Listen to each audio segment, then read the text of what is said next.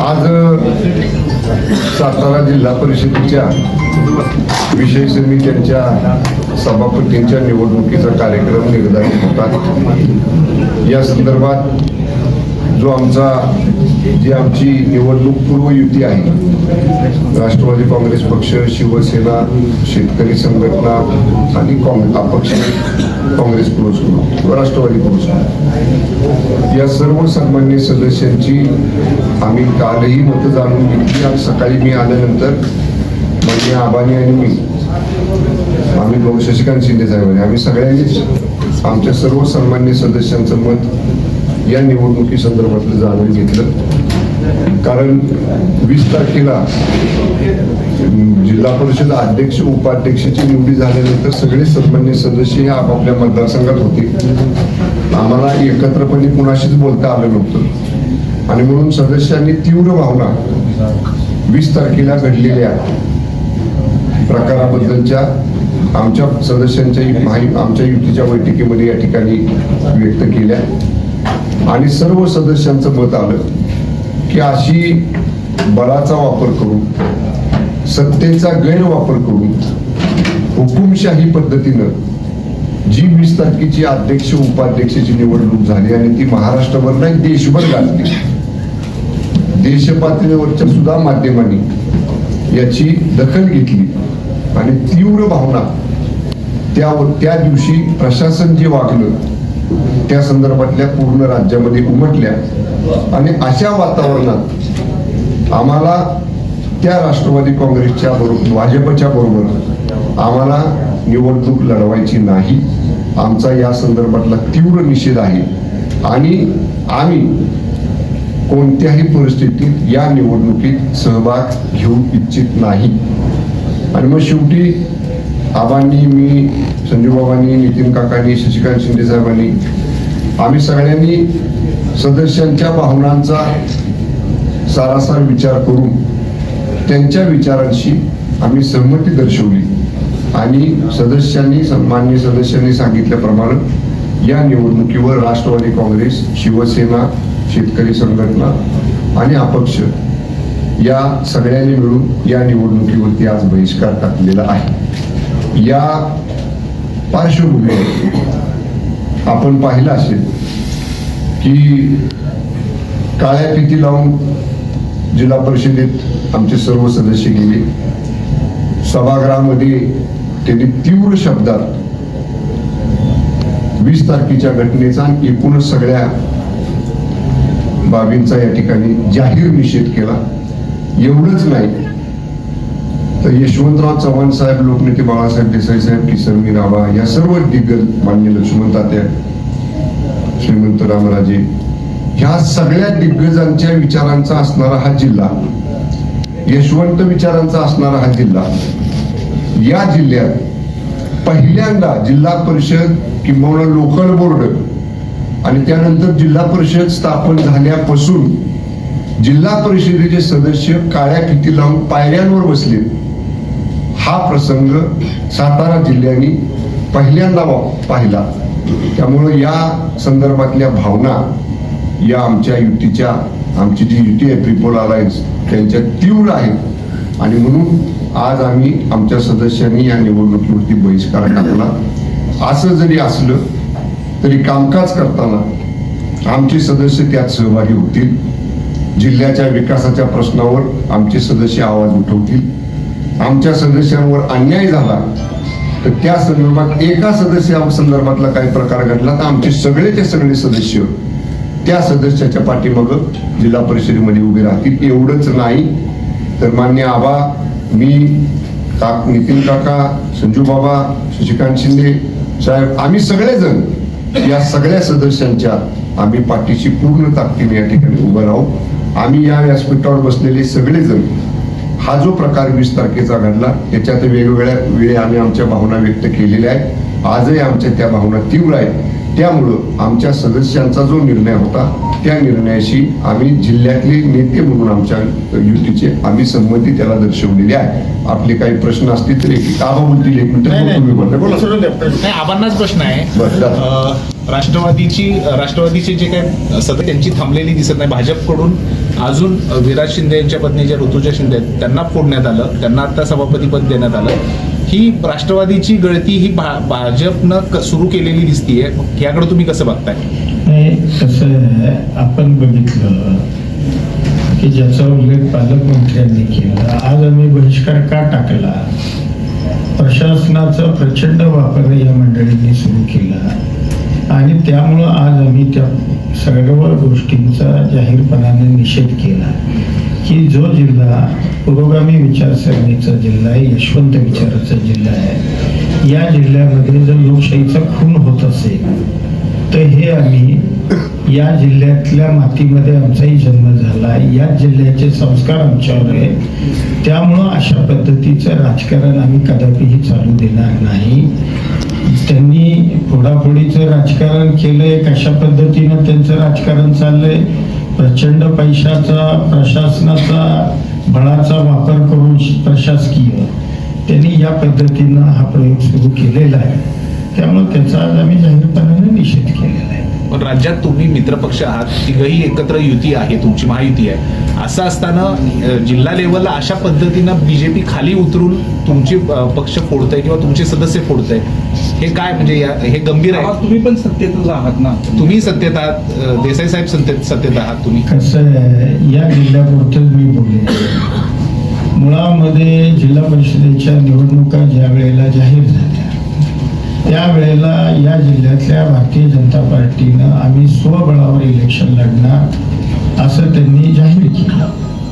पालकमंत्री सन्माननीय पालकमंत्री महोदयांनी त्यावेळेला तिन्ही पक्षाच्या युतीच्या अनुषंगानं बैठका बोलवल्या होत्या. दुर्दैवानं ती मंडळी त्या बैठकीला उपस्थित राहिली नाही आणि मग प्रीपोल अलायन्स आमचं आणि शिवसेनेचं झालं आणि ते अलायन्स आज शेवटच्या क्षणापर्यंत टिकवणं ही आमच्या दोघांची नैतिक जबाबदारी होती. ती जबाबदारी आम्ही या जिल्ह्यामध्ये पार पाडण्याचा प्रामाणिक प्रयत्न केला. ते त्यांच्या पद्धतीनं लढले, आम्ही आमच्या पद्धतीने लढलो, याच्यापेक्षा काही नाही. भाजपचे दोन्ही मंत्री आज सभापती जे अर्ज भरला ते कुणाचे नक्की तुमच्या आहेत भाजपचे? आता जर त्यांच्या बाजूने अर्ज भरला असेल तर त्यांच्याच सदस्यांना कारवाई काय होणार? कारवाई आम्ही सगळी करणार आहे. म्हणजे जे शिस्तभंग पक्ष शिस्तभंग केलाय त्याची कारवाई आम्ही करणार आहे. जे 20 तारखेला जी घटना जी बेकायदेशीर अध्यक्ष उपाध्यक्ष त्या पदावर बसलेत या संदर्भामध्ये सुद्धा आम्ही कोर्टामध्ये जाऊन सन्मान्य कोर्टाला आम्ही या संदर्भात न्याय मागणार. आबा कामेश कांबळे आज गैरहजर दिसले, ते नेमके कुणाचे? आता ते गैरहजरच होते, त्या संदर्भामध्ये सगळेच संदिग्ध आहोत. अलग लक्षात बघूया काय पुढे. सकाळी ते फॉरेन हॉटेलला पण होते. फॉरेन हॉटेलला पण होते. काही मंत्री महोदयांची त्यांनी भेट घेतली. आता आम्हाला काही माहित नाही, ते फोनला होते ते त्यांनाच विचारा, कारण फोनला काय आम्ही नव्हतो, त्यामुळे ते कुठं होते काय हे आम्ही सांगू शकतो. कालपर्यंत वाटाघाटीच्या चर्चा सुरू होत्या अशा प्रकारच्या गोष्टी कुठल्याही काही वाटाघाटी काहीच नव्हत्या. तशा पद्धतीचा कुठलाही प्रस्ताव ना त्यांनी ना आम्ही अशी कुठल्याही वाटाघाटीची चर्चा झाली. जिल्हा परिषद आणि भाजपची काय बैठक वगैरे झाली का? त्याची चर्चा सांगतायत ना वाटाघाटी नाहीत म्हणून. नाही झाली का बैठक? सांगतायत ना. मी सांगितले ना चर्चा नाही. अगोदरच्या बैठकीला तुम्ही शिपायांकडनं निरोप दिला होता म्हणून आम्ही गेलो नाही त्या बैठकीला, असं भाजपच्या अगोदर जिल्हा परिषद निवडणुकीच्या अगोदर जी बैठक झाली त्या बैठकांना तुम्ही शिपायांकडनं निरोप दिला म्हणून आम्ही त्या बैठकांना गेलो नाही असं दोन्ही मंत्री म्हणतात. एक मिनिट. बैठकीची निरोप मान्य आबांनी किंवा आबांच्या कार्यालयातनं दिलेले नव्हते. पहिली गोष्ट, त्याला प्रश्न विचारला म्हणून. बैठकीची निरोप मी माझ्या पालकमंत्री कार्यालय सातारा जे अधिकृत आहे त्या कार्यालयातनं निरोप दिलेले होते. माझ्याकडं त्या निरोपाच्या नोंदी आहे. कुणाच्या स्वीय सहायकाकडे निरोप दिला, कुणाच्या कुठल्या व्यक्तीजवळ निरोप दिला, शिपायाजवळ किंवा आमच्याकडच्या शिपायानं असा निरोप दिलेला नाही. देसाई साहेब, आपण म्हटलं की आजच्या निवडणूक प्रक्रियेवर आम्ही बहिष्कार घातला म्हणून, पण प्रत्यक्ष त्या ठिकाणी आपले सदस्य जे होते काँग्रेस, राष्ट्रवादीचे आणि शिवसेनेचे, त्यांनी सांगितलं की आम्हाला अर्ज भरायला जाऊ दिलं नाही, आज त्या प्रक्रियेपासून आम्हाला रोखलं. नाही असं नाही. अध्यक्ष अच्छा. नाही, मी सांगतो विषय असा आहे की अध्यक्ष उपाध्यक्ष निवडीला तुम्ही मोबाईल अलाव करता सभागृहामध्ये. काही लोकांना विशिष्ट लोकांना तुम्ही सभागृहामध्ये मोबाईल अलाव केले आणि आज सभापती निवडीला तुम्ही मोबाईल आमच्या सदस्यांना नेण्यापासून त्या ठिकाणी रोखलं. त्यामुळे आमच्या सदस्यांनी तिथं निषेध केला, घोषणा दिल्या. आलं का लक्षात? त्यामुळं जे प्रशासनाचा जो या जिल्ह्यामध्ये दुजाभाव चाललेला आहे, याकरता या संदर्भामध्ये आमचे सदस्य घोषणा देत होते, सभागृहात गेले, तिथं निषेध नोंदवला आणि आम्ही अर्ज न भरता तिथून निघून आलो. कारण मुळामध्ये 12च्या नंतर आमचे सदस्य सभागृहात जाऊ शकले, 12:10. आलं का लक्षात? त्यामुळे या सगळ्या घटनेचा निषेध आमच्या सभासदांनी तिथंच केला. साहेब, आम्हा सदस्यांचं म्हणणं असं आहे की आम्हाला फॉर्म भरायचे होते पण आम्हाला पोचू दिलं नाही तिथपर्यंत. प्रशासनानं खाली आमचा अर्धा पाऊण तास घेतला, पुढे वर आलं, त्यामुळे आम्हाला पोचू दिलं असं सभासदांचं सांगतो. हो, बरोबर आहे. मुळामध्ये त्यांना तिथं विहित वेळेत पोचूच द्यायचं नव्हतं. आलं का लक्षात? 12:10 जर आमचे सभासद सभागृहात जात असतील आणि 12 वाजता जर अर्ज भरण्याची शेवटची मुदत असेल तर त्याचं उत्तर तुम्ही नाही बरं का. आपल्या प्रश्नाचं उत्तर आहे, आम्ही बहिष्कार टाकायचा निर्णय इथं घेतला, सगळे सदस्य होते. त्यांनी तुम्हाला हे सांगितलं आमच्या सदस्यांनी की आम्हाला जायला त्यांनी आतमध्ये डिले केला, उशीर केला, जाणीवपूर्वक 3 ठिकाणी तपासलं. आमच्या सन्मान्य सदस्यांचं तुम्हाला सांगण्या पाठीमागचा उद्देश तोच होता की आम्हाला त्याला कुठेतरी वाटत होतं की हे लोक अर्ज भरतील आणि म्हणून त्याला डिले करायसाठी त्याला 4 वेळा त्यांच्या तपासण्या केल्या.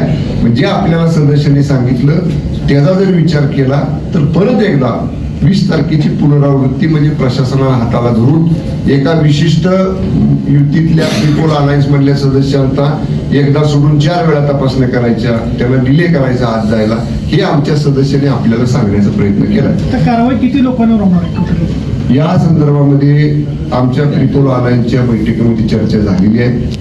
ज्यांना आम्ही व्हीप बजावलेला होता, दोन्ही बाजूनी ज्यांनी व्हीपचं उल्लंघन केलेलं आहे त्यांच्यावरती शिस्तभंगाच्या कारवाईची प्रक्रिया लवकरात लवकर आम्ही चालू करतोय. ते किती सदस्य आहेत तुम्ही माहिती घ्या ना, ज्यांना व्हीप मिळाला. आमचे सदस्य किती आहेत तुम्हाला माहिती आहे? दाखल केल्यानंतर कळेलच ना तुम्हाला. दाखल केले ओके. तर दाखल करायला इतका उशीर का केला? कारण 20 तारखेलाच त्या गोष्टी क्लिअर झाल्यात. या संदर्भामध्ये शिवसेनेचं पिटिशन दाखल झालेलं आहे डिस्क्वालिफिकेशनचं, आणि त्याच्यामध्ये काही डॉक्युमेंट्स राष्ट्रवादी काँग्रेस पक्षाला उपलब्ध करायची होती. ती उपलब्ध झाली की कदाचित आबा त्या संदर्भात आपल्याला सांगतील. त्यांच्याकडनं पण कदाचित तशीच कारवाई पुढे होईल. मागे 20 मार्चला ज्या घडामोडी घडल्या होत्या त्यानंतर तुम्ही प्रेस कॉन्फरन्स घेऊन त्यावेळी म्हणाला होता की भाजप नाही जरी आहात. एवढा शेवट नसतो. सभापती निवडून शेवट 5 वर्ष कालावधी ना जिल्हा परिषदचा, का संपला नाही ना. सभापती निवडी झाल्या म्हणजे जिल्हा परिषदच्या राजकारणाचा कालावधी संपला असं नाही. तर 5 वर्षाचे महिना बी अजून झालेला नाही. आगे देखू पुन्हा खाल्ला अजून बरंच पाहिजे. आता सुरुवात झाली. पण याचा हिशोब चुकता होणार. आम्ही जे बोलतो ते करू ना. ठीक आहे. कामेश कांबळे, लता करणे असतील किंवा विराज शिंदे असतील, हे सगळे भाजपच्या मंत्र्यांच्या एकदम जवळचे होते. मग उमेदवाराची निवड करताना काही चुकी झाली असं वाटत नाही?